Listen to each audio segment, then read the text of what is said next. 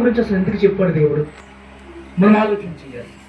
దేవుడు ఈ మట్ట అనే దాని గురించి మనం ఆలోచన చేస్తే ఇక్కడ యోహాను సువార్త 12వ అధ్యాయము 13వ వచనంలో ఏమని చెబుతూ ఉన్నాడంటే, మనం ఆలోచన చేసి జాగ్రత్తగా మనము ఈ లేఖనాన్ని పరిగణించుకుంటే అసలు ఈ మట్ట గురించి ఎందుకు చెప్తున్నాడు దేవుడు? అసలు ఈ మట్ట ఆదివారం అనే దానికి ఎందుకు దేవుడు ఈ సాదృశ్యంగా చూపిస్తూ ఉన్నాడు ఆలోచన చేస్తే యోహాను సువార్త 12వ అధ్యాయము 13వ వచనం చూసినట్లయితే, యోహాను సువార్త 12వ అధ్యాయం 13వ వచనంలో, ఖర్జూరపు మట్టలు పట్టుకుని ఆయన ఎదుర్కొనబోయి జయము ప్రభువు పేరట వచ్చుచున్న ఇశ్రాయేలు రాజు స్తుతింపబడును గాక అని కేకలు వేసిరి. దేవునికి మహిమ కలుగును గాక. ఇక్కడ మనం ఆలోచన చేస్తే ఇక్కడ ఖర్జూరపు మట్టలు పట్టుకుని ఆయన ఎదుర్కొనబోయి అంటే యేసుక్రీస్తు ప్రభువారు యెరూషలేముకు వస్తున్నారు అని తెలుసుకున్నారు అక్కడ ఉన్నటువంటి ప్రజలు. యెరూషలేములో ఉన్నటువంటి ప్రజలు, యెరూషలేములో నివాసము చేస్తున్నటువంటి ప్రజలు యేసుక్రీస్తు ప్రభువారు కొన్ని గ్రామాలలో ఆయన సువార్త చేసుకుని కొన్ని గ్రామాలలో ఆయన వాక్యాన్ని ప్రకటించుకుంటూ మరలా ఆయన తిరిగి యెరూషలేము అనే గ్రామానికి వస్తూ ఉన్నారని అక్కడ ఉన్నటువంటి ప్రజలు తెలుసుకుని ముందుగానే వారు ఖర్జూరపు మట్టలు చేత పట్టుకుని, ఇప్పుడు మన ఈత మట్టలు పర్టికులర్గా చాలా మంది పూలు గుచ్చుకుని, అలాగే వారు ఖర్జూరపు మట్టలు చేత పట్టుకుని యేసుక్రీస్తు ప్రభు వారు ఎదుర్కొని పోయి వెళుతూ ఉన్నారంటే, అంటే ఆయన వస్తూ ఉండగానే వీళ్ళు ఏం చేస్తున్నారు, అక్కడ ఉన్నటువంటి ప్రజలు ఆయన ఎదుర్కోబోతూ ఉన్నారు. అంటే ఖర్జూరపు మట్టల చేత పట్టుకుని ఆయన ఎదుర్కోబోతూ ఉన్నారు. ఆయన ఎదుర్కొని పోయి అక్కడికి వెళ్ళి అంటున్నారు, ప్రభువు జయము కలిగిన గాక, మీకు జయము కలుగును గాక, మీకు జయము, హోసన్నా హోసన్నా అంటే హోసన్నా అంటే మీకు జయము కలుగును గాక, మీకు జయము కలుగును గాక. మీరు ఏ కార్యము నిమిత్తం ఈ భూమి మీదకి వచ్చారో, దేని చేత అయితే ఈ భూమి మీదకి మీరు వచ్చారో, ఇది మిమ్మల్ని ఈ భూమి మీదకి మనుష్యాకారంలో ఈ భూమి మీదకి దేని నిమిత్తం అయితే దేవుడు పంపించి ఉన్నాడో ఆ కార్యము ఇక్కడ సఫలీకృతం అవును గాక, ఆ కార్యం ఇక్కడ జయముగా జరుగును గాక అని అక్కడ ఉన్నటువంటి వారందరూ కూడా ఖర్జూరపు మట్టలు చేత పట్టుకుని అక్కడ యేసుక్రీస్తు ప్రభు వారికి ఎదురెళ్ళి జయము జయము మహాప్రభు, జయము జయ మహాప్రభు అని అక్కడ పలకడం మనకి యోహాను సువార్తలో కనబడుతూ ఉన్నది. యేసుక్రీస్తు ప్రభు అసలు ఈ లోకానికి ఎందుకు వచ్చారు, ఆయన రావడానికి అసలు రీజన్ ఏంటి అని ఆలోచన చేస్తే యేసుక్రీస్తు ఎంతసేపు మనం ఏమనుకుంటామంటే ఇదిగో డిసెంబర్ నెల వచ్చిందండి, ఇదిగో క్రిస్మస్ దినాలండి, యేసుక్రీస్తు ప్రభు వారు పుట్టారండి, యేసుక్రీస్తు ప్రభు వారు కన్యమరియ గర్భంలో జన్మించారండి, యేసుక్రీస్తు ప్రభు వారు పుట్టినందుకు మాకు ఎంతో సంతోషముగా ఉందండి, యేసుక్రీస్తు ప్రభు వారు పుట్టినందుకు మేము సంతోషంతో డాన్సులు వేస్తూ ఉన్నామండి, యేసుక్రీస్తు ప్రభు వారు పుట్టారు కాబట్టి మాకు ఎంతో ఆనందంగా ఉందండి, ఇదిగో మా ఇంటి పైన స్టార్ పెట్టుకుంటున్నామండి, మా చర్చి బయట స్టార్ పెట్టుకుంటున్నామండి, మా ఇంట్లో పిండి వంటలు వండుకుంటున్నామండి, ఇదిగో మా చర్చిలో పిండి వంటలు వండుకుంటున్నామండి, మేమందరం కూడా సంతోషముగా ఉన్నామండి అని అనేక మంది సంతోషభరితంగా పండగలు చేసుకుంటూ, పప్పాలు చేసుకుంటూ, డ్యాన్సులు వేసుకుంటూ సంతోషముగా ఉంటున్నారు. కానీ యేసుక్రీస్తు ప్రభు వారి లోకానికి రావడానికి మెయిన్ రీజన్ ఏంటంటే ఇదిగో ఆయనకి రావడానికి కారణము ఇదిగో నువ్వు చేసిన పాపాలకి, నేను చేసిన పాపాలకి మరణమైపోవడానికి ఈ లోకానికి వచ్చాడు. దేవునికి మహిమ కలుగును గాక. ఆయన పండుగలు చేయించుకోవడానికి రాలేదు ఈ లోకానికి, ఆయన ఏదో క్రిస్మస్ చేయించుకోవడానికి రాలేదు ఈ లోకానికి. ఆయన రావడానికి ఒక రీజన్ ఉంది. ఆ రీజన్ ఏంటంటే యేసుక్రీస్తు ప్రభు ఈ లోకానికి వచ్చినది ఇదిగో నీవు చేసిన పాపాలకి, నేను చేసిన పాపాలకి మరణమైపోవడానికి వచ్చాడు. ఇక్కడ ఆయన చనిపోవడానికే వచ్చాడు. ఈ విషయము తెలియక మనం అందరం కూడా ఏమనుకుంటున్నామంటే ఇదిగో డిసెంబర్ నెల వచ్చిందండి, ఇది క్రిస్మస్ కాలం అండి, ఇది పండగల కాలం అండి, మా యేసుక్రీస్తు ప్రభు వారి కన్య మరియకు గర్భాన్ని జన్మించాడని సంతోషముతో సంబరాలు చేసుకుంటామే తప్ప మనం ఎంత సంబరాలు చేసినా అది దేవునికి ఇష్టమైనటువంటి పండుగలు కావు. మరి ఆయనకి ఇష్టమైన పండుగ ఏంటి అంటే, ఇది ఆయనకి ఇష్టమైనది ఏంటి అంటే ఇదిగో మీకోసము నా కోసము ఆయన మరణించడానికి వచ్చాడు. ఆయన పుట్టడానికి రీజన్ ఇది. This is the season, this is the reason. Season చాలా మంది ఇదిగో ఇది సీజను, ఏంటో సీజను, ఇదిగో డిసెంబర్ నెలలో పుట్టాడు, ఇది క్రిస్మస్ మాసం, ఇది సీజన్ అంటున్నారు. కానీ ఆయన పుట్టింది ఈ లోకంలో దేనికోసమో తెలుసా? ఇదిగో this is the reason. What is the reason? ఏంటా రీజన్ అని మనం ఆలోచన చేస్తే యేసుక్రీస్తు ప్రభువారు ఈ లోకానికి వచ్చినది నువ్వు చేసిన పాపాలకి, నేను చేసిన పాపాలకి మరణమైపోవడానికి వచ్చాడు. దేవునికి స్తోత్రం. అందువల్ల ఇక్కడ ఏమంటున్నారంటే అక్కడ ఉన్నటువంటి యెరూషలేములో ఉన్న ప్రజలందరూ కూడా ఏమంటున్నారంటే ఇదిగో యేసుక్రీస్తు ప్రభు వారు ఇదిగో యెరూషలేము అనే గ్రామం వస్తూ ఉన్నారు. యేసుక్రీస్తు ప్రభు వారు ఈ యెరూషలేము అనే గ్రామం వస్తున్నారు కాబట్టి మనం ఏమైనా కూడా యేసుక్రీస్తు ప్రభుని ఎదుర్కోవాలని చెప్పేసి ఆలోచన కలిగి అక్కడ ఉన్నటువంటి ఖర్జూర మట్టలు చేత పట్టుకుని అక్కడ ఏం చేస్తున్నారంటే యేసుక్రీస్తు ప్రభు వారికి ఎదురండి ప్రభు పేరట వచ్చుచున్న ఇశ్రాయేలు రాజు నీకు స్తుతింపబడునుగా కానీ సంతోషముతో హోసన్నా హోసన్నా నీకు జయము కలుగును గాక. నువ్వు ఎక్కడికి దేని చేత అయితే వచ్చావో, నువ్వు దేని నిమిత్తమైతే ఈ లోకానికి వచ్చావో, నువ్వు ఏ ఆలోచన కలిగి వచ్చావో, నువ్వు దేవుడు నేను ఏ ఆలోచన చేత ఈ లోకానికి పంపించాడో, నీ తండ్రి ఈ లోకానికి ఏ ఆలోచన ద్వారా నిన్ను పంపించాడో ఆ ఆలోచన బట్టి ఇక్కడ కార్యము సిద్ధింపబడాలి. ఆ ఆలోచన బట్టి నువ్వు అనుకున్నది ఖచ్చితంగా ఇక్కడ జరగాలి కనుక హోసన్నా హోసన్నా నీకు జయము కలుగును గాక, నువ్వు అనుకున్నది ఖచ్చితంగా ఇక్కడ జరుగును గాక అని తెలియచేయడానికి అక్కడ ఉన్నటువంటి ప్రజలందరూ కూడా ఖర్జూరపు మట్టలు చేత పట్టుకుని యేసుక్రీస్తు ప్రభువుని ఎదుర్కొంటున్నట్లుగా మనకు యోహాను సువార్తలో కనబడుతుంది. ఇక్కడ మనం ఆలోచన చేస్తే బైబిల్లో ఈ చెట్టు గురించి వ్రాయబడినది. ఖర్జూర వృక్షము అనేకమైన పేర్లు ఉన్నాయంటే దీనికి. ఖర్జూర వృక్షానికి ఎప్పుడైనా ఖర్జూరపు చెట్టు చూసారా ఎవరైనా? అసలు ఖర్జూరపు చెట్టు ఎలా ఉంటుంది ఎవరికైనా తెలుసా? ఖర్జూరపు చెట్టు మనం జాగ్రత్తగా ఆలోచన చేస్తే ఖర్జూరపు చెట్టు చాలా నిటారుగా ఉంటుందండి. ఎక్కడ వంకర్లు ఉండవు, ఎక్కడ వంగిపోవడం ఉండదు. అది చాలా నిటారు కలిగి ఉంటుంది ఖర్జూరపు మట్ట. ఇదిగో ఈత చెట్టు ఎలాగైతే ఉంటుందో ఇంచుమించు ఖర్జూరపు మట్ట కూడా అలాగే కనబడుతూ ఉంటుంది. ఇక్కడ ఏమని చెప్తున్నారంటే ఇదిగో ఖర్జూరపు వృక్షము అనేక పేర్లు కలవు. ఇక్కడ తాళ వృక్షము, సరళ వృక్షము, కొబ్బరి చెట్టు, ఈత వృక్షము, పామాయిల చెట్టు ఇవన్నీ కూడా ఖర్జూరపు చెట్టుకు సాదృశ్యముగా కనబడుతూ ఉన్నాయి. ఇంగ్లీష్ లో దీనికి ఒక పేరు ఉంది. ఏంటంటే పామ్స్. ఇక్కడ మనం ఆలోచన చేస్తే పామ్ ట్రీ అంటారు. అంటే పామ్ ట్రీ అంటే ఇక్కడ మన ఖర్జూరపు మట్ట, లేదంటే ఖర్జూరపు చెట్టు, లేదంటే ఈత చెట్టు, లేదంటే కొబ్బరి చెట్టు, లేదంటే తాళ వృక్షము, లేదంటే సరళ వృక్షము, లేదంటే తబలా వృక్షము, ఇలా అనేకమైన పేర్లు మనకి ఈ ఖర్జూరపు చెట్టు గురించి కనబడుతూ ఉంటది. దీన్ని అందుకే ఇంగ్లీష్ లో ఈ చెట్లన్నింటికి ఒకటే పేరు. ఏంటా పేరంటే పామ్ వృక్షము. ఏ వృక్షం అండి అది?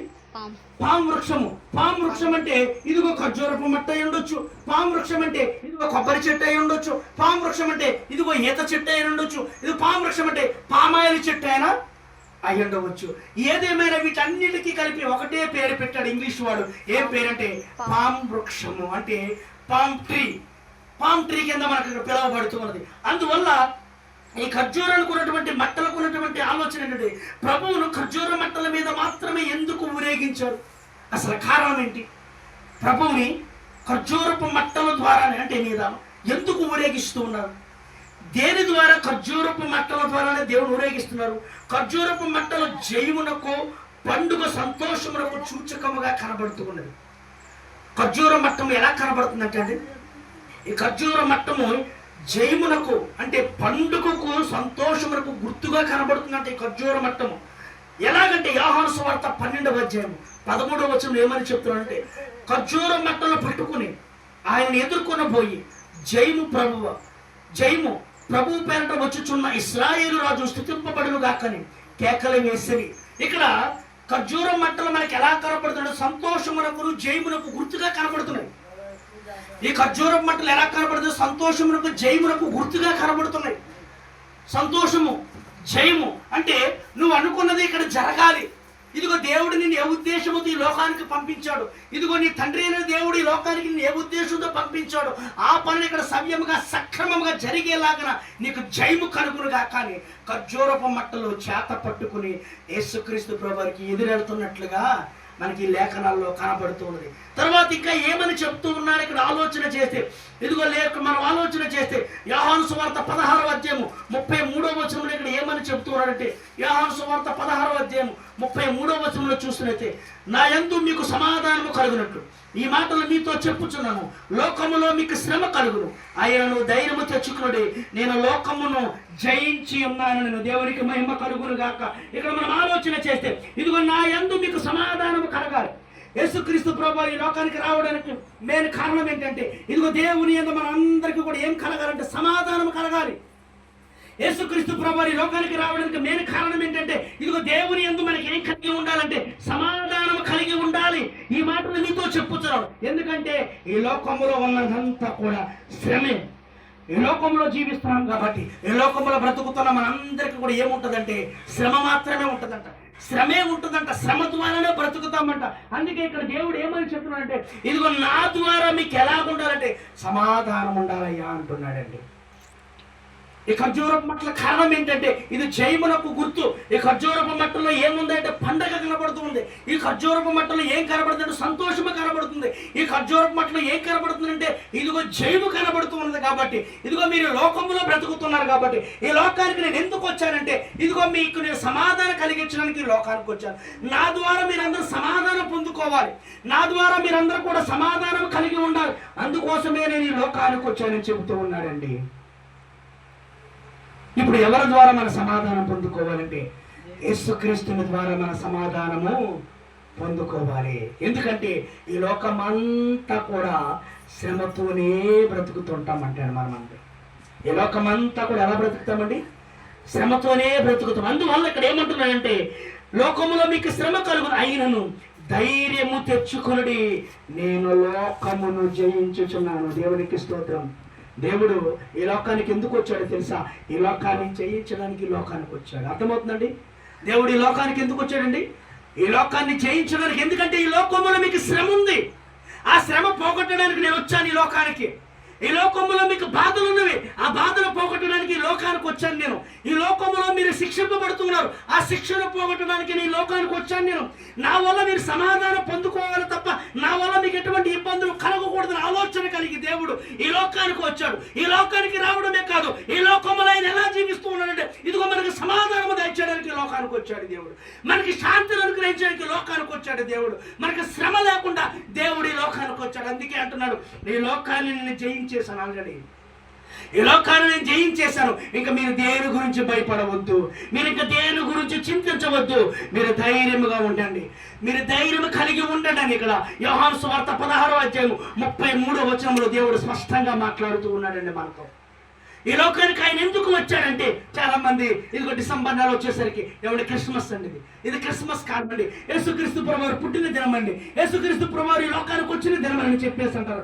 అసలు ఆయన రావడానికి రీజన్ ఏంటి? ఆయన రావడానికి కారణం ఏంటంటే ఇదేనండి కారణం. ఆయన రావడానికి కారణం ఏంటో తెలుసా? మన చేత ఏదో కేకులు కట్ చేయించుకుంటాక రాలేదే, మన చేత ఏదో ఆయన క్యాండిల్ వెలిగించుకుంటాక రాలేదు ఈ లోకానికి, మన చేత ఏదో ఆయన ఏదో చప్పట్లు కొట్టుకుంటాక రాలేదు, మన ద్వారా ఏదో ఆయన ఏదో గొప్పల పేర్లు సంపాదించుకోవడానికి రాలేదు ఈ లోకానికి. ఆయన ఈ లోకానికి రావడానికి కారణం ఏంటంటే, మెయిన్ రీజన్ ఏంటంటే ఇదిగో నేను ఈ లోకంలో పుట్టినది ఎందుకో తెలుసా? మీ లోకంలో జరుగుతున్న శ్రమలను బట్టి, పాపాలను బట్టి అవన్నీ కూడా నా మీద వేసుకుని మీకు శాంతిని సమాధానం దయచేయడానికి ఈ లోకానికి వచ్చానయ్యా, మీరు ధైర్యం కలిగి ఉండండి అని దేవుడు ఇక్కడ మనకి ఆజ్ఞాపిస్తూ ఉన్నాడండి. మనకు ఆలోచన లేదు, దేవుడు అసలు ఈ లోకానికి ఎందుకు వచ్చాడు ఎవరికి ఆలోచన లేదు, దేవుడు అసలు ఈ లోకానికి ఎందుకు వచ్చాడు ఎవరికి భయం లేదు. ఎంతసేపు పండగలు చేసుకున్నా, పబ్బాలు చేసుకున్నామా, కడుపు నిండా తినేసామా, అయిపోయింది అనుకుంటున్నారు అంతే. ఏమండి, రేపు వచ్చేది గుడ్ ఫ్రైడే, శుక్రవారం గుడ్ ఫ్రైడే. ఎంతమంది ఉపవాసం ఉంటారేంటో నాకైతే తెలియదు, కానీ ఎప్పుడు ప్రార్థన అయిపోతా, ఎప్పుడు అయిపోతారా బాబా అని ఎదురు చూసేవాళ్ళు చాలా మంది ఉంటారు. ఎందుకో చెప్పనా? అక్కడ ఇచ్చే జ్యూసుల కోసం, అక్కడ వచ్చే రసాల కోసం, అక్కడ తినే పులిహోరల కోసం, ఉప్మాల కోసం ఎదురు చూస్తూ ఉంటారు. అయిపోయింది ఆ పులిహోర, ఆ రసనాలు తాగేస్తే అయిపోయింది, గుడ్ ఫ్రైడే అయిపోయింది. ఇక యేసుక్రీస్తు ప్రభువారు వచ్చారు, ఏదో ఈరోజు మరణం అయిపోయారు కాబట్టి జ్ఞాపకార్థంగా మరణం అయిపోయిన రోజు అని చెప్పి అనుకుంటారు, మన పీకిల దాకా తినేస్తాం, అయిపోయింది అక్కడితో గుడ్ ఫ్రైడే విషయం అయిపోయింది. అసలు ఇక్కడ ఏమని చెప్తున్నాడు దేవుడు అంటే, అరే బాబు నేను ఈ లోకానికి వచ్చింది మీ చేత నేను గొప్పలు చెప్పించుకోవడం కాదురా, ఈ లోకానికి వచ్చింది నేను ఏదో మీ చేత ఏదో చేయించుకుంటా కాదురా, నేను ఎందుకు వచ్చానో తెలుసా? మీరు శ్రమలో ఉన్నారు కాబట్టి ఆ శ్రమలో నేను జయిస్తున్నాను.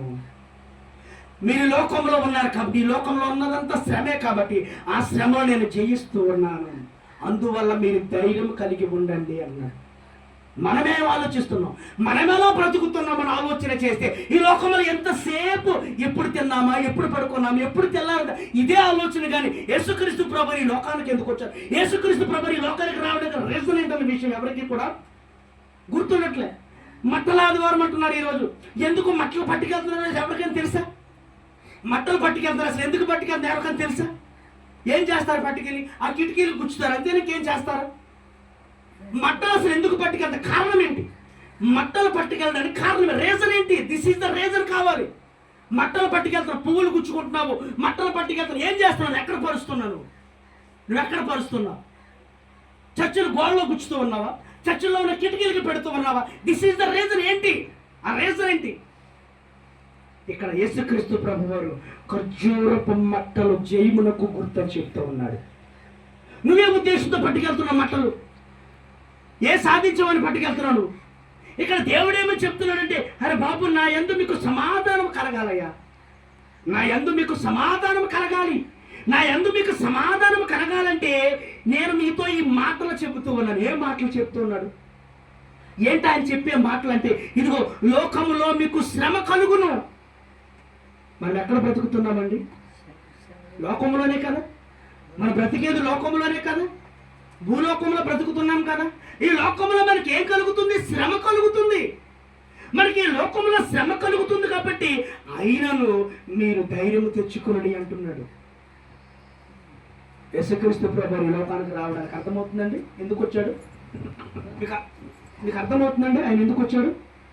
తెలుస్తుందండి? అసలు యేసుక్రీస్తు ప్రభువు ఈ లోకానికి రావడానికి కారణం ఏంటి మీకు తెలుస్తుందండి? ఈ లోకంలో శ్రమ ఉందంట మనకి అందరికీ. ఈ లోకంలో మనకి ఏముందండి? శ్రమ ఉందంట. కానీ మీరు ధైర్యం తెచ్చుకోమని చెప్తున్నాడు ఇక్కడ. కారణం ఏంటి? ఎందుకు ధైర్యం తెచ్చుకోమంటున్నాడు? ఈ లోకంలో ఉన్నది శ్రమే.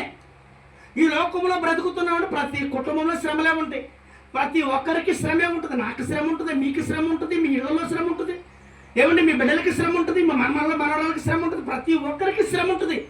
అయినా కూడా మీరు ధైర్యం తెచ్చుకున్నాడు. నేను ఎందుకు అంటున్నాడు? దేవుడు ఆలోచన చేస్తే నేను లోకమును జయించి ఉన్నాను అంటున్నాడండి. అర్థమవుతుందండి? దేవుడు ఏం చేశాడు? లోకాన్నే జయించేశాడు. అందుకే లోకాన ఉన్నవాని కంటే నీలోను ఉన్నవాడే గొప్పవాడని మనకు లేఖనాల్లో కనబడుతూ ఉంటుంది, యోహాను సువార్తలోనే. అంటే లోకాన ఉన్నవాని కంటే నీలోను నాలోను ఉన్నవాడు గొప్పవాడు ఈ లోకంలో. ఎందుకంటే ఈ లోకాన్ని దేవుడు జయించేశాడు. ఈ లోకాన్ని దేవుడు జయించేశాడు కాబట్టి ఇప్పుడు ఈ లోకముతో మనకు పని లేదు. ఇప్పుడు మనలోను నీలోను నాలోను ఒకడు ఉన్నాడు. ఆయనే నజరేయుడైన యేసుక్రీస్తు ప్రభువారు మనలో ఉన్నాడు. మనలో ఉన్నాడు కాబట్టి మన ధైర్యంగా ఉండాలి. మనలో ఉన్నాడు కాబట్టి మనకు దేవుడు సమాధానం దయచేస్తున్నాడు. మనలో ఉన్నాడు కాబట్టి మన లోకాన్ని చూసి భయపడడం కాదు, కానీ ఇదిగో మనలో ఉన్నటువంటి దేవుడిని చూసి మనం ధైర్యం తెచ్చుకుని ఈ లోకం వైపు మనం చూడకుండా దేవుని వైపు కన్నులెత్తు చూస్తే మన జీవితాల్లో దేవుడు శాంతిని సమాధానం దేవుడు అనుగ్రహిస్తానంటున్నాడు. దేవునికి మహిమ కలుగునుగాక. మనం ఆలోచన చేస్తే ఇక్కడ దేవుడు ప్రతిదీ మాట్లాడుతూ ఉన్నాడు. ఇంకా ఏమని చెబుతూ ఉన్నాడు ఆయన అంటే, ఇంకా ఏమని చెప్తున్నాడు? దేవుడు లోకమును జయించి ఉన్నాడు. ఎస్, దేవుడు లోకాన్ని ఏమి చేశాడండి? జయించేశాడు ఆల్రెడీ. 25 సంవత్సరాల క్రితం ఈ లోకములో కన్యామరియ గర్భమున జన్మించాడు దేవుడు. ఏమండి? 2025 సంవత్సరాల క్రితం కన్యామరియ గర్భమున జన్మించాడు దేవుడు కదండి. అదే 2025 సంవత్సరాల క్రితము యేసుక్రీస్తు ప్రభువారు మరణమైపోయినట్లుగా కనబడుతూ ఉన్నది. పుట్టాడని సంతోషపడ్డాం, పుట్టాడని కేరింతలు కొట్టాం, పుట్టాడని ఆనందపడిపోయాం, పుట్టాడని భోజనాలు పెట్టేసుకుంటాం, పుట్టాడని స్టేజీలు కట్టేసి గప్పుగా క్రిస్మస్లు చేసేస్తాం అందరం. పుట్టాడని మనం ఆ పుట్టినరోజు పాటలన్నీ కూడా పెట్టుకొని పిచ్చి గొంతులన్నీ వేసేస్తాం స్టేజీలు ఎక్కేసి. కానీ దేవుడు ఏమంటున్నాడంటే, రే, నేను పుట్టింది దేనికోసమో తెలుసా? నేను కన్యమరియ గర్భంలో జన్మించింది దేనికోసమో తెలుసా? కారణం ఏంటో తెలుసా? నేను పుట్టడానికి రీజన్ ఏంటో తెలుసా?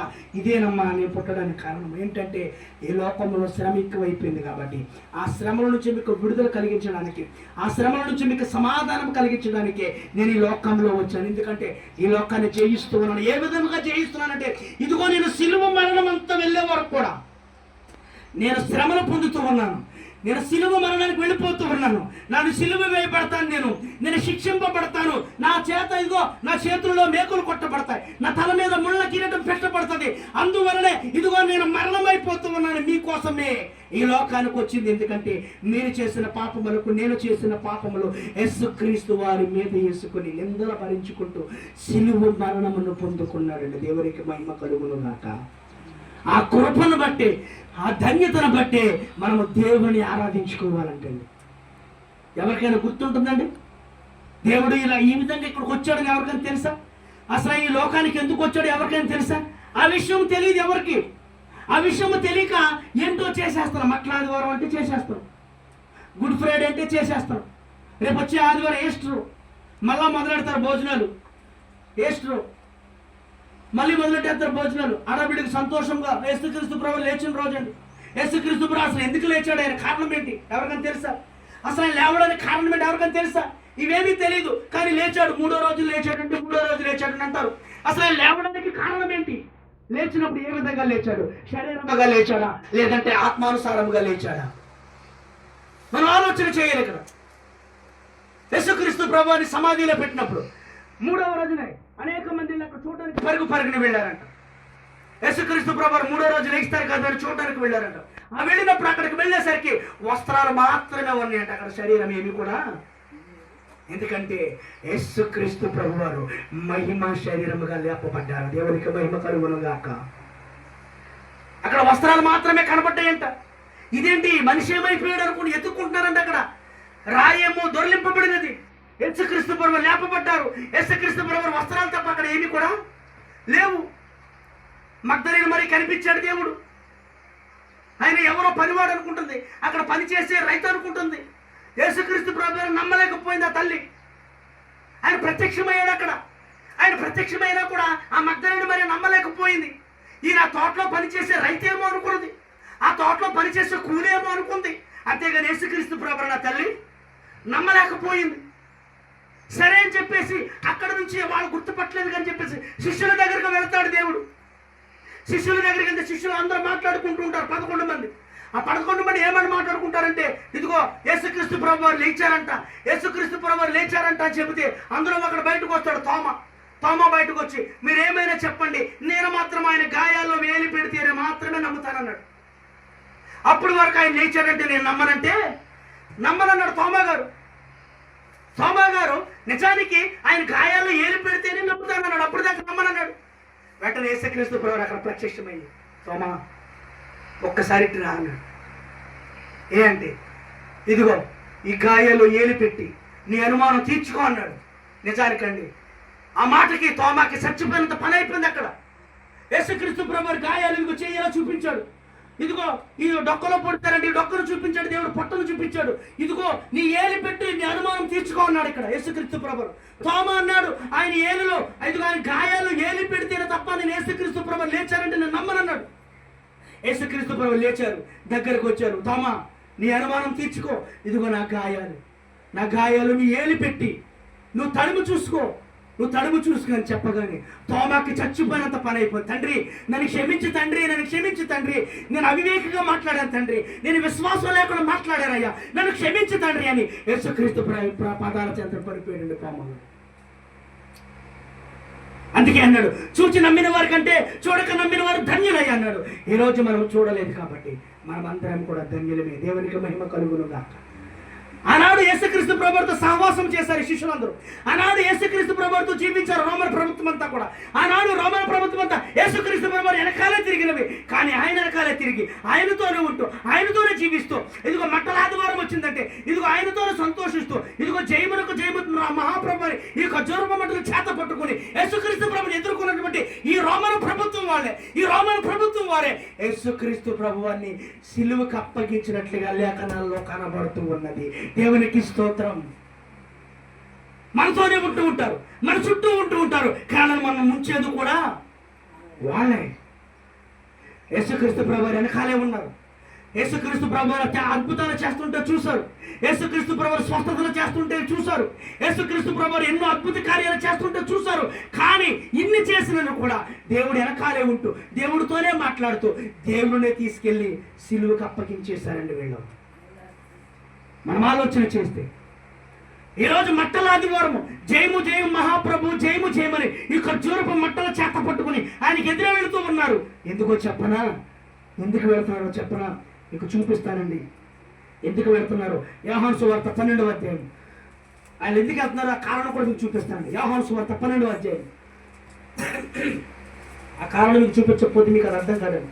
యోహాను సువార్త 12వ అధ్యాయం 9వ వచనం చదువుతామండి. యోహాను సువార్త 12వ అధ్యాయం 9వ వచనంలో చూస్తే, కాబట్టి యూదులలో సామాన్య జనుడు ఆయన అక్కడ ఉన్నాడని తెలుసుకుని యేసును చూచుటకు మాత్రమే కాక మృతులలో నుండి ఆయన లేపిన లాజరును కూడా చూడవచ్చును. అతనిని బట్టి యూదులలో అనేకులు తమ వారిని విడిచి యేసునందు విశ్వాసం ఉంచిన కనుక ప్రధాన యాజకులు లాజరును కూడా చంపనాలోచించిరి. వాళ్ళందరూ ఎందుకు వెళ్తున్నారో తెలుసండి? మృతుల్లో నుండి లేపబడినటువంటి లాజరును చంపడానికి వెళ్తున్నారంట. ఇదే వంక. మృతుల్లో నుండి లేపబడినటువంటి లాజరును కూడా చంపడానికి ఎవరంటే ప్రధాన యాజకులు. ఎవరు ఈ ప్రధాన యాజకులు? ఎవరు అసలు? ఎవరు ఈ ప్రధాన యాజకులను ఆలోచన చేస్తే దేవుని మందిరంలో పరిచర్య చేసేవాళ్ళు వీళ్ళు, దేవుని మందిరంలో యాజకత్వం చేసేవాళ్ళు వీళ్ళు. అంటే ప్రధానమైన వారు అంటే మొదటివారు, అంటే ప్రాముఖ్యమైన వారు.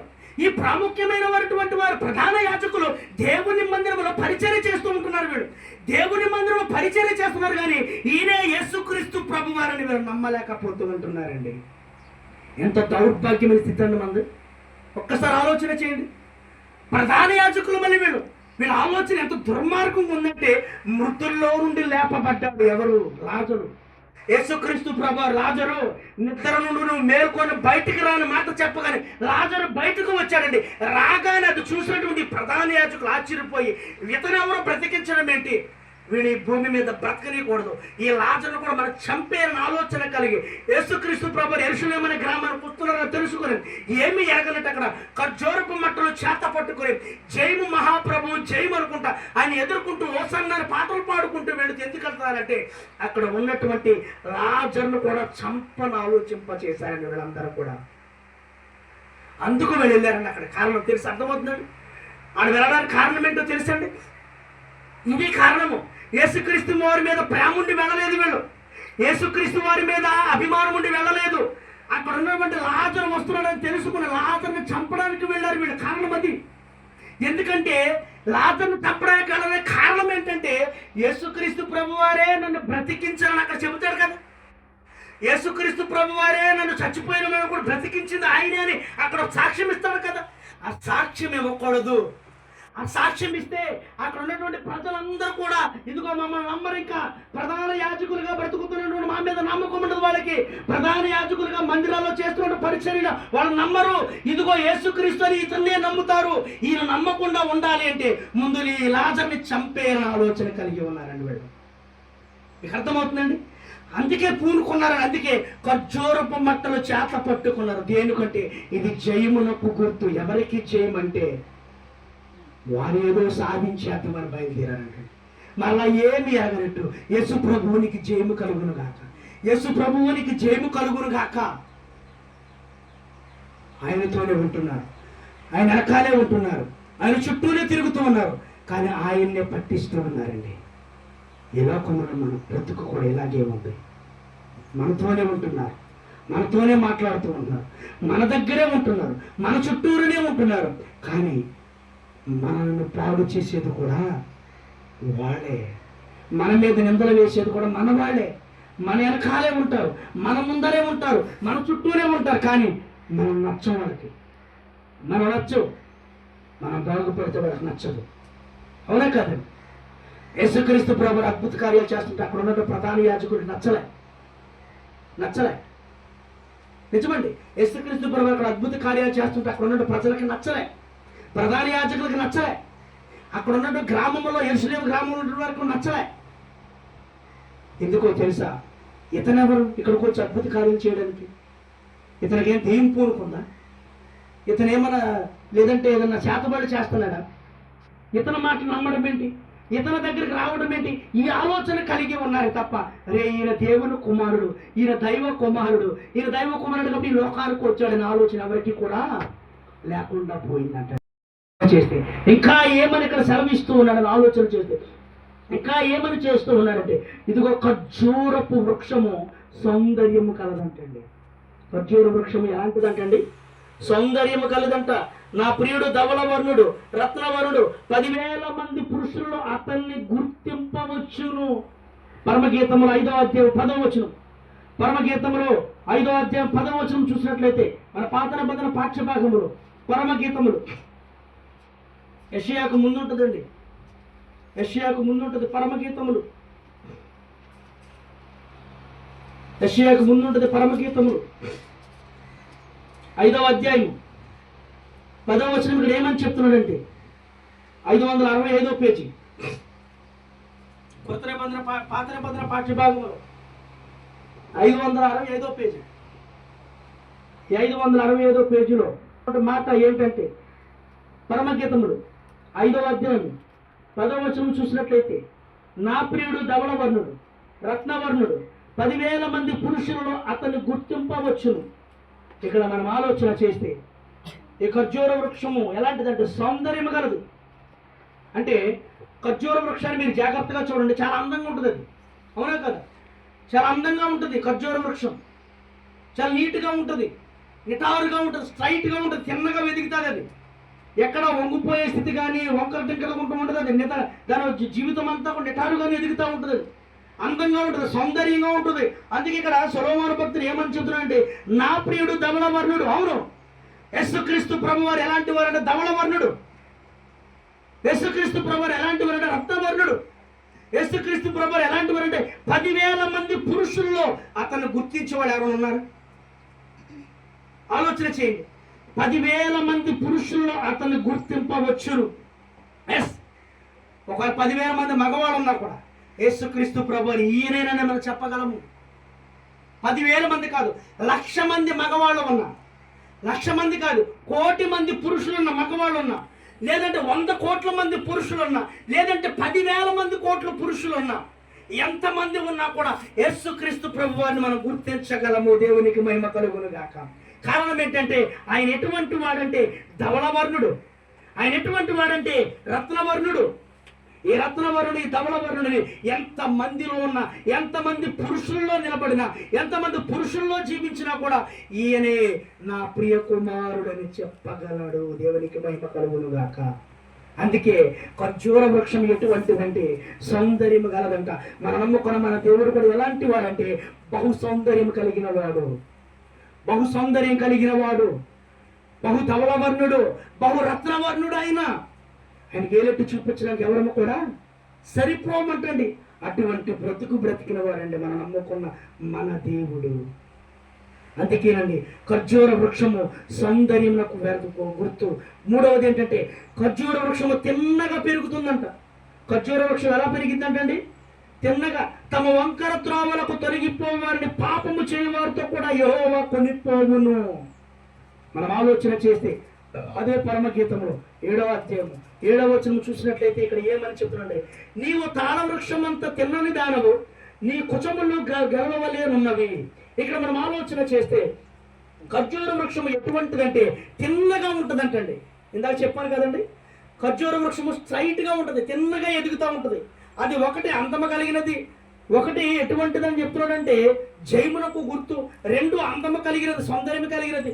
3 తిన్నగా ఎదిగేటట్టు వృక్షం అంటే ఇది తాళ వృక్షము వలె ఉంటుంది. ఇది తాటి చెట్టు వలె ఉంటుందేమో తిన్నముగా, కొబ్బరి మట్ట వలె ఉంటుందేమో తిన్నముగా, ఈత చెట్టు వలె ఉంటుందేమో తిన్నముగా. ఇవన్నీ కూడా ఎలా ఉంటాయంటే నిటారుగా ఉంటుంది, తిన్నగా ఉంటుంది. అందువల్ల కొంతమంది జనాలు ఎలాగుంటున్నారంటే తమ వంకర త్రోవలకు తొలగిపోవారిని పాపము చేయవారితో కూడా యెహోవా కొనిపోవును.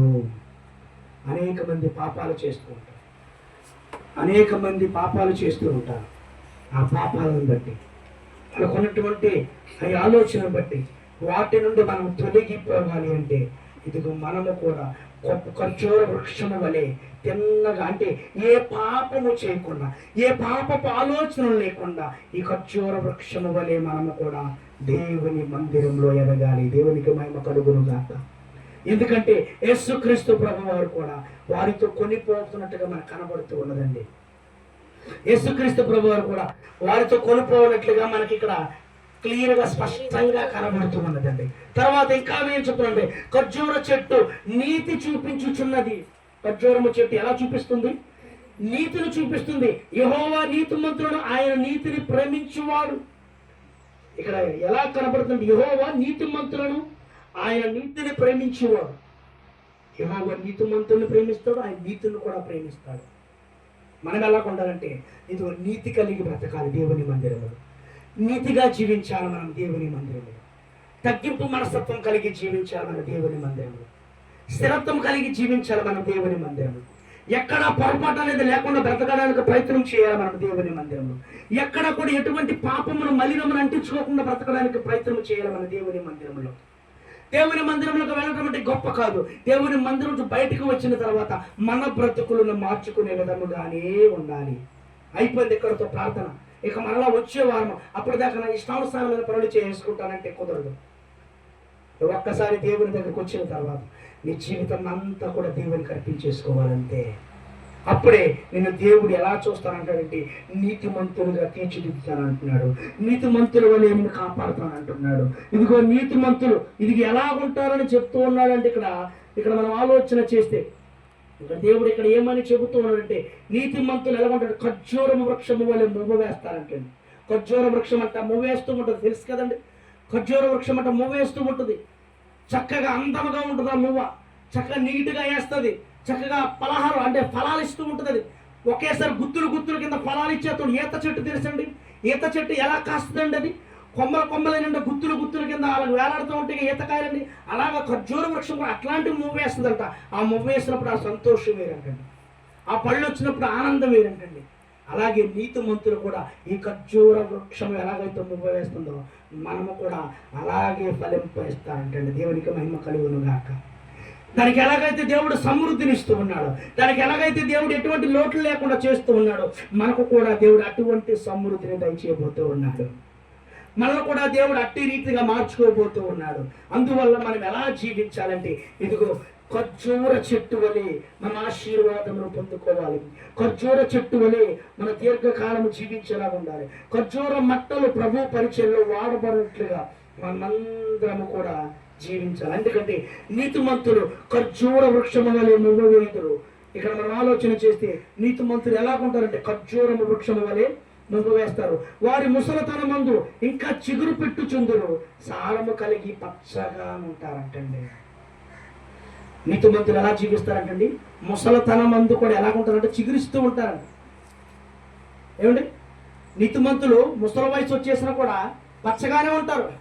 ఇక నా పని అయిపోయింది అనుకోరంట. వాళ్ళకి వయసు అయిపోతున్నా కూడా వాళ్ళు పచ్చగానే ఉంటారు, బలంగానే ఉంటారు. మోషేకి 120 సంవత్సరాలు వచ్చినాయి. మోషేకి ఎన్ని సంవత్సరాలు వచ్చినాయండి? 120 సంవత్సరాలు వచ్చినాయండి. 120 సంవత్సరాలు వచ్చినాయి. ఆయన ఎక్కడా కూడా దృష్టి మందగించలేదంటాడు, బైబిల్లో కనబడుతూ ఉందండి. మోషే గారికి 120 సంవత్సరాలు ఎక్కడా కూడా దృష్టి మందగించలే. ఆయన పచ్చగానే ఉన్నాడంటే గట్టిగానే ఉన్నాడు, దృఢంగానే ఉన్నాడు, స్థిరత్వం కలిగే ఉన్నాడు. ఎముకలేమో చచ్చుబడిపోలే, శరీరం ఏమో క్షీణించిపోలే. ఏమండి, చూపేమో దృష్టి ఏమో మందగించలే, జుట్టేమో ఊడిపోలే. కారణం ఏంటంటే నీతిమంతులు ఖర్జూర వృక్షము వలె మువ్వ వేయుదురు. నీతిమంతులు ముసలితనమందు కూడా చిగురుస్తూ ఉంటారంటండి. నీతిమంతులు ఎలాగుంటారంటే పచ్చగా ఉంటారంటండి, పచ్చగా. మరి మనం నీతిగా బ్రతకడానికి ప్రయాసపడదామంటారు, మనం నీతిగా జీవించడానికి ప్రయాసపడదామంటారు, దేవుని సన్నిధానంలో గడపడానికి ప్రయాసపడదామంటారు. ఇంకా ఎప్పుడు గడుపుతాం దేవుని సన్నిధానంలో? ఇంకా ఎప్పుడు జీవిద్దాం దేవుని సన్నిధానంలో? కాలము సమీపించుచున్నది, రోజులు దగ్గర పడుతూ ఉన్నాయి. ఏ క్షణాన ఏది సంభవిస్తుంది ఎవరికీ తెలియనటువంటి బ్రతుకులు బ్రతుకుతున్నాం. ఎప్పుడు ఎలా జరుగుతుందో తెలియదు, ఎప్పుడు ఎలా పరిస్థితులు మారిపోతాయో తెలియదు, ఎప్పుడు ఎలా ఏం జరుగుతుందో కూడా ఎవరికి కూడా తెలియదు. నేను రాజమండ్రి వెళుతున్నాను ప్రమాదం తప్పితే వెంట కరోనా పనేమ్మ నాకు దెబ్బ విడిచిపెట్టి తిరిగేది. మనం ఇంకా ఎంతకాలం మనము అనీతిమంతుడిగా మనం దేవుని సన్నిధానంలో రాకుండా గడిపేది? ఇంకా ఎంతకాలము ఇళ్లకే పరిమితమైపోయి బ్రతికేది? మనకంటూ ఒక దేవుని మందిరం వద్దా? మనకంటూ ఒక దేవుడు వద్దా? దేవుని మందిరంలో నువ్వు గడప. ఎంతసేపు నీ టీవీలేనా? ఎంతసేపు నీకు సీరియల్సేనా? ఎంతసేపు నీకు సినిమాలేనా?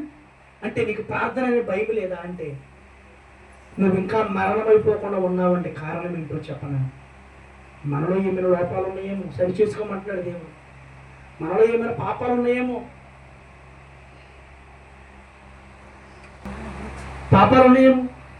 అందుకే దేవుడు సరి చేసుకోమంటున్నాడేమో. మనలో ఏమైనా లోటుపాట్లు ఉన్నాయేమో, దేవుడు సరి చేసుకోమంటున్నాడేమో. ఇవన్నీ మనకు ఆలోచన ఉంటుందా అంటే ఆలోచన లేదు. ఆదివారం వస్తుందంటే ఒక్కరికి భయం లేదు. ప్రార్థన జరుగుతుందంటే ఒక్కరికి భయం లేదు, చింత లేదు. నాకేంటి అనుకుంటున్నారండి.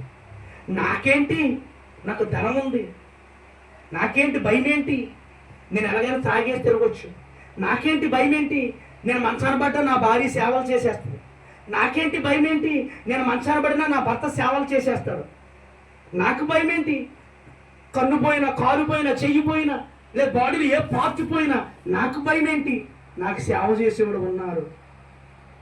సేవ చేసేవాడు విసిగిపోయాడు అనుకోండి, నీ బ్రతుకు కుక్కలు చింపిన విస్తరాకు వలె తయారైపోద్ది. అంతే, జాగ్రత్త. ఎంతకాలం చేస్తారు సేవ అండి? సేవ చేసేవాడు విసిగిపోయాడు అనుకోండి, బ్రతుకు ఏమైపోద్ది? కుక్కలు చింపిన విస్తరాకు వలె అయిపోద్ది. ఇంకా దేనికి పనికిరాదండి ఆ జీవితం.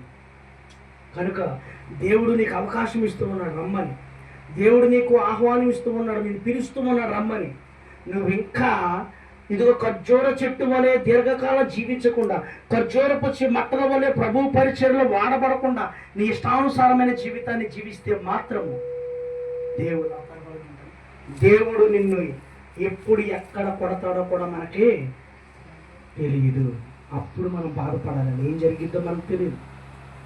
అప్పుడు ప్రభువా నా తప్పు అయిపోయింది, ప్రభువా నన్ను శిక్షించక తండ్రి, నన్ను కాపాడు తండ్రి, నా కోసం ప్రార్థన చేయండి పాస్టర్ గారు, మా కుటుంబం కోసం ప్రార్థన చేయండి పాస్టర్ గారు, మా కోళ్ళ కోసం ప్రార్థన చేయండి పాస్టర్ గారు, మా కూతురు కోసం ప్రార్థన చేయండి పాస్టర్ గారు, మా కొడుకుల కోసం, మా మనవల కోసం ప్రార్థన చేయండి అంటే దేవుడు ఇచ్చిన అవకాశం అయిపోయింది అనుకోండి. నాలాంటి దైవజనులు ఎంతమంది ప్రార్థన చేసినా మనం వెళ్ళే చోటకి వెళ్ళిపోతాము. అర్థమవుతుందండి? దేవరపల్లి సుజానమ్మ గారు ఎన్ని ప్రార్థన చేస్తున్నా నేనైనా అలాగే మరణం, ఎవరమైనా మరణం అయిపోతాం. మనకి టైం అయిపోతే ఆగలేము, టైం అయిపోతే ఆగలేము, ఎవరమైనా అంతే. మరి టైం ఉన్నప్పుడు మనం ఏం చేయాలి? ఆ టైం ఉన్నప్పుడు మనం ఏం చేయాలి? దేవుని యొక్క సన్నిధానములో, దేవుని యొక్క పరిచర్యలో మనము పాలు పంపులు పొందాలి. పరిశుద్ధమును, దేవునికి అనుకూలమునైన సజీవ యాగముగా మీ శరీరములను ఆయనకు సమర్పించుకునుడని దేవుని వాత్సల్యమును బట్టి మిమ్మల్ని బతిమాలుకొనుచున్నాను. ఇట్టి సేవ మీకు యుక్తమైనది అని రోమిలికి రాసినటువంటి పత్రిక 12వ అధ్యాయము 1వ వచనంలో ఇక్కడ స్పష్టంగా చెబుతూ ఉన్నాడండి దేవుడు. మనం ఆలోచన కలిగి ఉండాలి. పరిశుద్ధమును, దేవునికి అనుకూలమైన జీవితాన్ని జీవించాలి. మన జీవితం ఎలా ఉండాలి? పరిశుద్ధమైన జీవితం జీవించాలి, దేవునికి అనుకూలమైన జీవితాన్ని జీవించాలి. మన జీవితాలు ఎప్పుడూ పరిశుద్ధత ఉండట్లేదు. మన జీవితం ఎప్పుడు కూడా దేవునికి అనుకూలమైన జీవితాన్ని ఎవరం కూడా జీవించట్లే. ఈరోజు భోజనం చేసామా, నిద్ర వచ్చిందో పడుకుంటున్నాము, ఈరోజు భోజనం చేసామా, టీవీ పెట్టుకున్నామా, చూసాము, అంతేగాని దేవుని మందిరంలోకి వెళ్ళి దేవుని వాక్యం మీద మన ఆలోచన ఎవరికీ లేదు. ఏంటే మాట్లాడితే నీ హృదయంలో కలహాలు, నీ హృదయంలో ఆలోచనలు, నీ హృదయంలో అనుమానాలు పెనుభూతాల వలె నీ ఇంటిని చుట్టేస్తాయి. జాగ్రత్త. నీలో ఒక్కసారి అనుమానం రేకెత్తిందా, పెనుభూతం వలె నీ ఇంటిని చుట్టేస్తాయి. జాగ్రత్త. చుట్టేసి నేను ఎక్కడ ముంచేస్తే కూడా తెలియదు. అందుకే మనం 1కి 10 సార్లు ఆలోచన చేయాలి, ఆలోచన చేసి నిర్ణయం తీసుకోవాలి. మనం పరిశుద్ధముగా బ్రతుకుతున్నామా, దేవునికి అనుకూలమైన జీవితాన్ని జీవిస్తూ ఉన్నామా, మన శరీరాలు దేవునికి సజీవ యాగముగా సమర్పించుకుంటున్నామా, లేదంటే దేవునికి దూరం అయిపోతున్నామా అనేది మనం 1కి 10 సార్లు ఆలోచించుకుంటే, ఇక్కడ ఇదిగో ఖర్జూరం మట్టలు ఎలాగుంటుందంటే ప్రభు పరిచర్యలో వాడబడుతున్నాయి అంటండి. మరి నీవు నేను వాడబడుతున్నామా? దేవుని మందిరంలో నీవు నేను వాడబడుతూ ఉన్నామా? దేవుని సన్నిధానంలో నీవు నేను వాడబడుతూ ఉన్నామా? ఎవరైనా ఎప్పుడైనా ఈ దేవుని మందిరాన్ని ఊడ్చి చాపలేసిన వాళ్ళు ఉన్నారా? ఎవరైనా ఎప్పుడైనా ఇక్కడ బయట ప్రార్థన పెడుతున్నాడు, శుభ్రంగా ఊడ్చి ప్రార్థన పెట్టిన వాళ్ళు ఎవరైనా ఉన్నారా? నువ్వు వాడబడుతున్నావా? ఎప్పుడైనా దేవుని మందిరాన్ని శుభ్రం చేసే వాళ్ళు ఎవరైనా ఉంటున్నారా? ఎప్పుడన్నా పాపం మహాతల్లి చక్కగా వచ్చి ఇక్కడ చర్చ అంతా తుడిచి వెళ్ళిపోయేది. ఇప్పుడు ఆ తల్లికి ఖాళీ లేక కుదరట్లేదు. ఇప్పుడు ఆ తల్లి ఆకుట్లకి వెళ్తుంది, లేదంటే ఆ తల్లి ఎప్పుడు ఇక్కడ శుభ్రంగా తుడిచేసి ఇక్కడ కలాపేసి చక్కగా ముగ్గేసి వెళ్ళిపోయేది ఆ తల్లి. దేవుడు ఆ తల్లిని ఎంత దీవిస్తాడు. దేవుడు ఆ తల్లిని మరింకా ఎక్కువగా దేవుడు ఆశీర్వదించును గాక. దేవుని మందిరాన్ని శుభ్రం చేయడం, దేవుని పరిచర్యలో పాలు పంపులు పొందడము, దేవుని పరిచర్యలో ఉండడము, అది దేవుని యొక్క ఆశీర్వాదముల దగ్గర నుంచి మనం పొందుకోలేదండి. ఉత్తునే వచ్చే ఆశీర్వాదాలు, ఉత్తునే పొందుకోమని ఆశీర్వాదాలు, వెంటనే వచ్చే ఆశీర్వాదాలు. దేవుని మందిరాన్ని శుభ్రం చేయగలుగుతున్నావా? ఇక్కడ ఖర్జూర మట్ట చూడండి, దేవుని పరిచర్యలో వాడబడుతున్నది. నువ్వు వాడబడుతున్నావా దేవుని పరిచర్యలో? ఏనాడైనా నువ్వు దేవుని మందిరాన్ని ఊడవగలిగావా? ఏనాడైనా నువ్వు దేవుని మందిరంలో చాపలు వేయగలిగావా? ఏనాడైనా నువ్వు దేవుని మందిరాన్ని కడగగలిగావా? అంటే నీ ఇంటి దగ్గర ఉన్న పనులే నీకు సరిపోవటం లేదు, నీ ఇంట్లో ఉన్న పనులే నీకు సరిపోవట్లేదు, ఇక దేవుని మందిరానికి ఇంకెప్పుడు వెళ్తావు? ఖర్జూర మట్ట వలె దేవుని సన్నిధానంలో వాడబడాలి. దేవునికి మహిమ కలుగును గాక. ఖర్జూర మట్ల వలె దేవుని యొక్క పరిచర్యలో వాడబడాలి. కనుక ఈరోజు మనం విన్నటువంటి వాక్యము ఒక్కసారి మనం ఆలోచన చేస్తే, ఇదిగో ప్రభువునకు ఖర్జూర మట్టల మీద మాత్రమే ఎందుకు ఊరేగించారంటే, ఒకటి ఖర్జూర మట్టలో జయమునకు, పండుగకు, సంతోషమునకు సూచకము. 2 ఖర్జూర వృక్షము సౌందర్యం గలది. 3 ఖర్జూర వృక్షము తిన్నగా పెరుగుతుంది. 4 ఖర్జూర చెట్టు నీతిని చూపిస్తుంది. 5 ఖర్జూర చెట్టు దేవుని చేత ఆశీర్వదింపబడినది. 6 ఖర్జూర చెట్టు దీర్ఘకాలం జీవిస్తుంది. 7 ఖర్జూర చెట్టు ప్రభు పరిచర్యలో వాడబడుతున్నది. ఈ 7 మాటలు మన హృదయాల్లో భద్రపరుచుకుని 7 విషయాలు మనం ఎప్పటికప్పుడు నెమరు వేసుకుంటూ దేవుని మందిరంలో ఉంటే దేవుడు మరింతగా మనల్ని బలపరిచి, దేవుడు మరింతగా మనల్ని ఆశీర్వదిస్తాడని మీకు తెలియజేస్తూ, దేవుడు తన పరిశుద్ధమైన వాక్యమును మన హృదయంలో భద్రపరిచి ఇదిగో 30దంతులుగా, 60దంతులుగా, 100 అంతలుగా ఫలింపచేయునుగాక. ఆమేన్.